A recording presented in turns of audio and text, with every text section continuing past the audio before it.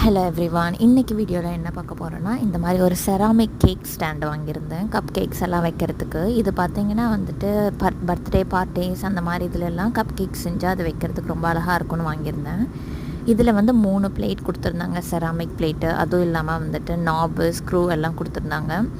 Starting from அந்த பெரிய பிளேட்டில் வச்சுட்டு அதுக்கப்புறம் ஸ்க்ரூ போட்டுட்டு அதுக்கப்புறமேட்டு அதை விட சின்னதாக இருந்த ஒரு பிளேட் எடுத்து மேலே வச்சு திரும்ப ஸ்க்ரூ போட்டேன்.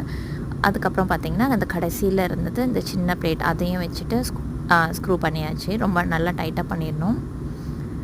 நல்லா ஹெவியாகவே இருந்தது, வெயிட்டை நல்லா தூக்கிறதுக்கு ஹெவியாகவே இருந்தது. அது மேலே இருந்த ஒரு கைப்பிடி மாதிரி கொடுத்துருந்தாங்க, அதோட ஃபஸ்ட்டு ஸ்க்ரூ அதையும் வந்து போட்டாச்சு. மேலே இருந்து அப்படியே ஹோல்ட் பண்ணிக்கிற மாதிரி அதுக்கு ஒரு இடம் கொடுத்துருந்தாங்க. அவ்வளோதான். இதை வந்து அசம்பிள் பண்ணோடனேயுமே வந்துட்டு செஞ்ச கப் கேக்கெல்லாம் வந்து படபடன்னு எடுத்து வைக்க ஆரம்பிச்சிச்சு. வெண்ணிலா அண்ட் சாக்லேட். தேங்க்யூ.